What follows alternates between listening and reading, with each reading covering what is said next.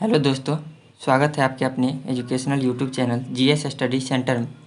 तो आज हम फिर से क्लास 10th का प्रश्नावली 1.1 का क्वेश्चन नंबर 2 देखेंगे। कल तक हम लोगों ने क्वेश्चन नंबर 1 देखा और न्यूक्लिड विभाजन एल्गोरिथ्म का उपयोग समझा। आज हम क्वेश्चन नंबर 2 की ओर चलते हैं। क्वेश्चन नंबर 2 में दिया गया है, दर्शाइए कि कोई भी धनात्मक विषम पूर्णांक 6q जोड़ 1 या 6q जोड़ 5 के रूप में होता है जहाँ q कोई पूर्णांक है। इसको हम क्या था न्यूक्लिड विभाजन एल्गोरिथ्म के परिमय से समझेंगे। वो क्या बोल रहा था, a बराबर बी क्यू जोड़ ए जोड़ आर, इसमें इतना तक तो हम देख चुके थे। इसमें दिया हुआ क्या, इतना दिया हुआ है। इसको हम ये मान सकते हैं b बराबर 6 है, यहाँ पे दिया हुआ है बी क्यू जोड़ आर, यहाँ पे है b बराबर 6, q की जगह पे q और r की जगह पे 1, इतना दिया हुआ है। अब हम r का क्या क्या मान इसमें हो सकता है। जब b बराबर 6 है तो कल हमने देखा था r जो हो सकता है वो 0 से बड़ा होगा और b से छोटा होगा। क्या होगा, b से छोटा। 0 से बड़ा या बराबर हो सकता है और b से छोटा। तो यहाँ पे r बराबर क्या क्या हो सकता है, 0 से बड़ा हो सकता है या 0 के बराबर हो सकता है और क्या, और 6 से छोटा हो सकता है। तो r बराबर क्या क्या हो सकता है, पॉसिबिलिटी 0 हो सकता है, 1 2 3 4 एंड 5 हो सकता है। चलिए सबको हम बारी बारी से यूक्लिड विभाजन एल्गोरिथ्म के प्रयोग से देखेंगे। r बराबर पहले हम 0 ले लेते हैं। क्या चीज़, हम देखते हैं यूक्लिड विभाजन यूक्लिड विभाजन एल्गोरिथ्म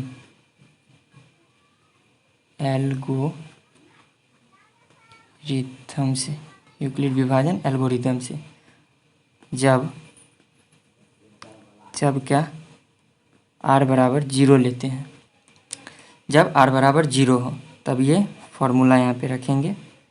फार्मूला क्या है, a = B Q plus R, B Q plus R. A के जगह पे ए रहने देते हैं और बी के जगह पे 6, क्यू के जगह पे हम ले लेते हैं यहाँ पे क्यू और आर के जगह पे 0। तो ए बराबर क्या हो गया, 6q, ए बराबर 6q हो गया। अब हम जब r बराबर 1 हो, क्या हो 1 हो, तब a = 6q प्लस 1। हर जगह हम फार्मूला नहीं लिखते हैं, एक जगह हम यहाँ पे लिख दिए हैं। ये फार्मूला ध्यान में रखिएगा। यहाँ पे क्या हो जाएगा, a = जब r बराबर हम 1 लेते हैं तो a = क्या हो जाएगा, 6q प्लस 1। अब हम लेते हैं जब r बराबर 2 हो, क्या हो, r बराबर 2, a = क्या हो जाएगा, a = क्या हो जाएगा, a = 6q प्लस 2। अब हम जब r बराबर 3 हो, जब r बराबर क्या हो, 3 हो, तब क्या हो जाएगा, a = 6q प्लस 3। जब r बराबर 4 हो, क्या हो, 4 हो, तब क्या हो जाएगा, a = 6q प्लस 4। अब जब क्या r बराबर 4 हो तब a = क्या हो जाएगा, a = हो जाएगा 6q प्लस, यहाँ पे 5 ले लेते हैं, 4 तो ऊपर में ले चुका हूँ, अब यहाँ पे 5 ले लेते हैं। अब हम देखेंगे कोई भी संख्या को जहाँ क्या 6q प्लस 2 6q प्लस 4 ये क्या है? सम संख्या है। क्या है? सम संख्या है। अतः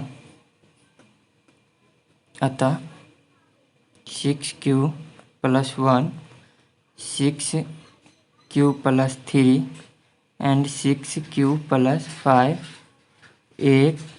एक नहीं विषम संख्या है। क्या है? विषम संख्या है। ये कैसे है? देखिए, ये यहाँ पे क्या बोला है? क्वेश्चन में क्या बोला गया है? क्यू एक कोई पूर्णांक है। क्या है? पूर्णांक है। तो जब हम कोई भी पूर्णांक को 6 से हम गुना करेंगे, क्या करेंगे? 6 से। क्यू एक पूर्णांक है तो कोई भी पूर्णांक को हम 6 से गुना करेंगे तो यह एक सम संख्या ही आएगा। क्या आएगा? सम संख्या आएगा। और जब कोई भी पूर्णांक में, जब कोई भी सम संख्या में जब हम एक जोड़ देते हैं तो वो क्या आ जाता है? विषम संख्या आ जाता है। विषम संख्या आ जाता है। तो इससे यह प्रूफ हुआ या सिद्ध हुआ कि 6q प्लस 2 6q प्लस 4 एक सम संख्या है। और यह 6q जोड़ 1 6q जोड़ 3 6q जोड़ 5 यह विषम संख्या है।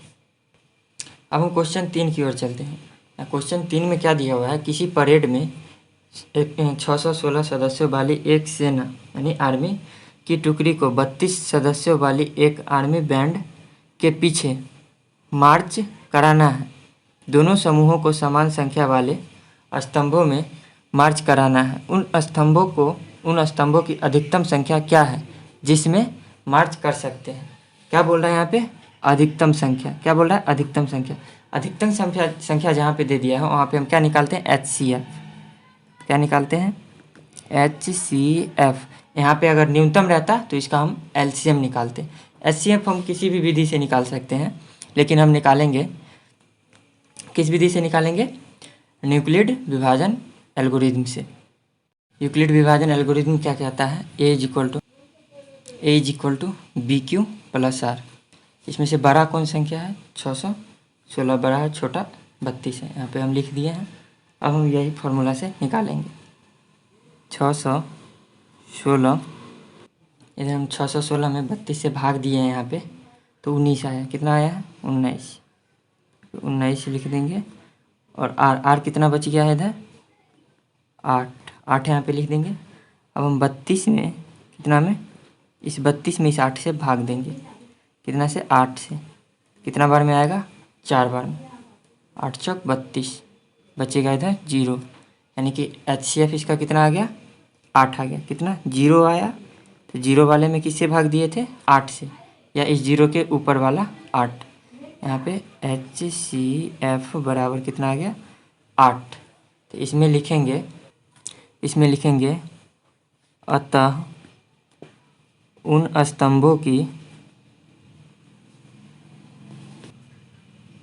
स्तंभों में अधिकतम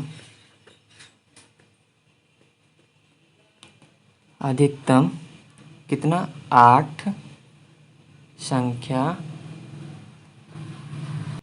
संख्या होगी। क्या लिखेंगे? 8 संख्या होगी। उन स्तंभों के अधिकतम 8 संख्या होंगी। तीसरा क्वेश्चन हो गया है। अब हम चलते हैं चौथे क्वेश्चन की। क्वेश्चन नंबर 4 में क्या बोल रहा है? यूक्लिड विभाजन परिमेयिका का प्रयोग करके दर्शाइए कि किसी धनात्मक पूर्णांक का वर्ग किसी पूर्णांक m के लिए 3m जोड़ 1 के रूप में होता है। इसे हम यूक्लिड विभाजन परिमेयिका का प्रयोग करते हुए सॉल्व करेंगे। यूक्लिड विभाजन परिमेयिका क्या बोलता है? A is equal to BQ plus R। यहाँ पे यह 3 जो है, 3 क्या है? B इज इक्वल टू क्या हम मान लेते हैं? B is equal to 3। B को हम 3 मान लेते हैं। तो R की पॉसिबिलिटी क्या हो सकता है? R का संभावना क्या क्या हो सकता है? या तो वो 0 से बड़ा होगा, नहीं तो बराबर होगा, और 3 से छोटा होगा। तो R इज इक्वल टू क्या क्या हो सकता है? 0 1 2 इतना ही होगा। 3 तो हो नहीं सकता है, 3 से छोटा ही होगा। अब हम बनाते हैं A इज इक्वल टू, अब जब यहाँ पे पहले लिखेंगे जब r इज इक्वल टू 0, तो यहाँ पे a 3q प्लस 0, तो यहाँ पे क्या आ गया, a is equal to 3q आ गया। अब हम फिर लेते हैं, जब r इज इक्वल टू 1, तो a is equal to 3q plus 1। अब हम यहाँ पे लेते हैं, जब r इज इक्वल टू क्या 2, तो a is equal to 3q plus 2। जब r इज इक्वल टू 2 लिए तो क्या a इज इक्वल टू क्या आ गया, 3q प्लस 2। अब लिखेंगे हम प्रश्न से, क्या लिखेंगे, प्रश्न से क्या कहता है, जब r इज इक्वल टू 0, प्रश्न में इसका क्या बोल रहा है, वर्ग, पूर्णांक का वर्ग बोल रहा है। यहाँ पे a square is equal to 3q का स्क्वायर हो जाएगा। यहाँ जब r इज इक्वल टू 0 लिए तो इज इक्वल टू 3q है, a का स्क्वायर किए तो 3q का भी स्क्वायर होगा। a square is equal to 9q square हो जाएगा। इसमें से हम 3 को कॉमन ले लेते हैं, तो यहाँ पे क्या हो जाएगा, 3q क्या हो जाएगा, 3q हो जाएगा। अब यहाँ पे हम लिखेंगे, 3 को हम कॉमन ले लिए हैं तो 3m, यहाँ पे लिखेंगे m बराबर 3q, m बराबर 3q। अब हम जब r इज इक्वल टू 1 हो तो a square plus r is equal to 1 कितना है, 3।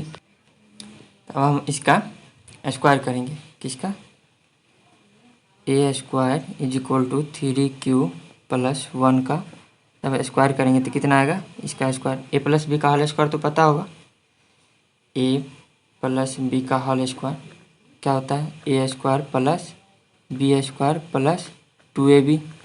यहाँ पे यही से हम निकालेंगे, इसको हम ऐसे लिखे चाहे ऐसे लिखे, बात बराबर ही होता है। तो इसमें से अब हम बनाएंगे, क्या हो जाएगा, 9 प्लस 6q प्लस 1, इतना हो जाएगा। इस फॉर्मूला पे जब हम रखेंगे तो इतना आ जाएगा, आप चेक करके देख सकते हैं। a square is equal to, इसमें से हम कॉमन क्या ले सकते हैं, इतना में 3 कॉमन ले सकते हैं, किसको, 3 को, 3 तिया 9, सॉरी यहाँ पे स्क्वायर भी होगा, क्या होगा, square, 3q plus 2q 3q square plus 2q, इतना हम कॉमन ले लिए। अब हम यहाँ लिखेंगे a square is equal to 3, sorry यहाँ पे 1 भी छूट गया, 3m प्लस 1, इतना को हम मान लेते हैं m बराबर,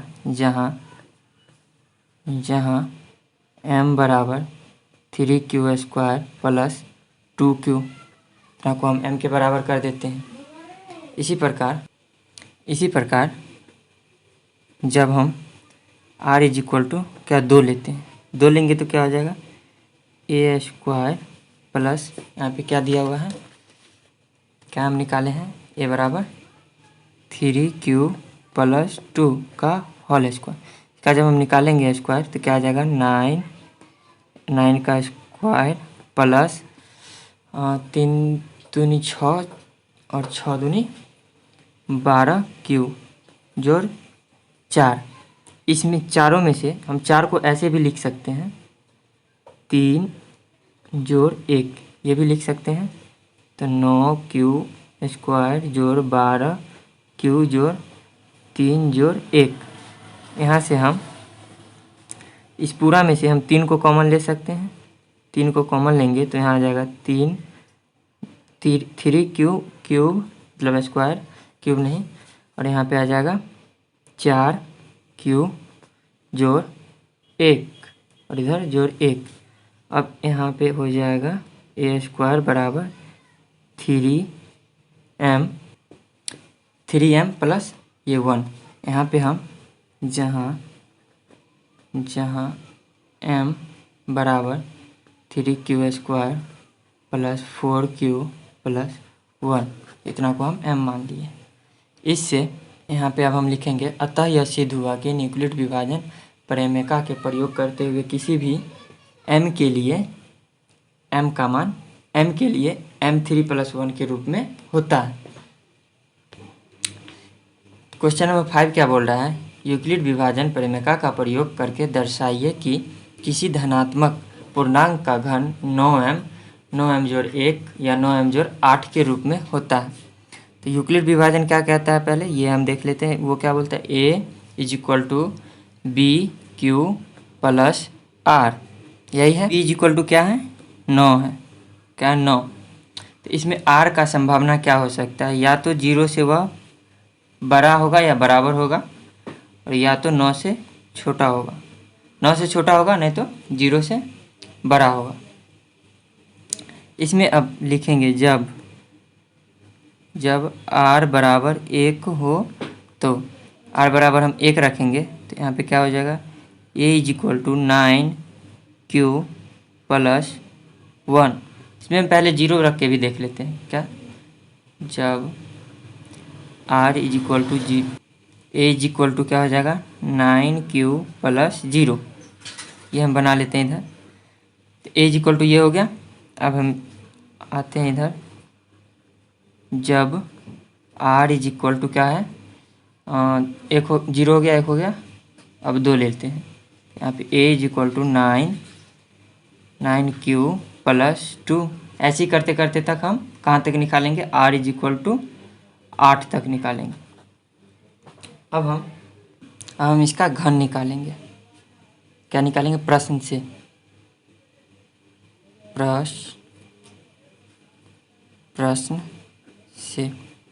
सभी का घन निकालेंगे। जब r क्या था, r 0 था, तो क्या हो जाएगा, aq = यहाँ पे क्या आया था, 0 में क्या आया था, 9q आया था, 9q। यहाँ पे लिखेंगे 9q का घन, तो यहाँ पे आ जाएगा aq = इसका q क्या हो जाता है, 729 q का क्यूब। इसमें से हम कॉमन ले लेते हैं, इसमें से हम 9 को कॉमन ले लेते हैं, तो बचा इधर 81 क्यू का क्यूब बच जाएगा। यहाँ पे अब हम लिखेंगे, यहाँ पे अब हम क्या लिखेंगे, 9m यहाँ पे लिखेंगे, जहाँ m बराबर 81 क्यू के पावर में क्यूब। अब हम इसी प्रकार जब r बराबर 1 हो तो क्या निकालेंगे, aq = 9q प्लस 1। इसका हम घन निकालेंगे। क्या घन, aq = क्या होगा, 729 q के पावर क्यूब 243 q के पावर q का स्क्वायर जोड़ क्या हो जाएगा, 27q। इतना हो जाएगा प्लस में 1। अब यहाँ पे लिखेंगे, इसमें से कॉमन क्या ले सकते हैं, इतना में से हम कॉमन को 9 ले लेंगे, 9 को हम कॉमन ले लेंगे, तो इधर बचेगा कितना, 81 q के पावर में q जोड़, इसको हम कॉमन लेंगे तो कितना बचेगा, यहाँ पे 27q² जोड़ q, इतना बचेगा, जोड़ 1। अब हम इसको ये लिख सकते हैं, a के पावर में, सॉरी यहाँ पे 3 होगा, 9m जोड़ 1, जहाँ लिखेंगे, जहाँ m बराबर 81, 9 के पावर में 3 जोड़ 27q² जोड़ q, हम जहाँ लिखेंगे m बराबर इतना। इसी प्रकार हम r बराबर 8 तक लेके बनाएंगे, तो यह प्रूव हो जाएगा। इसी प्रकार हम r बराबर 8 लेके बनाएंगे, तो यह प्रूफ हो जाएगा यह सिद्ध हो जाएगा कि किसी भी धन पूर्णांक का घन 9m 9m 9m जोड़ 1 या क्या 9m जोड़ 8 के रूप में होता है। क्या होता है? होता है।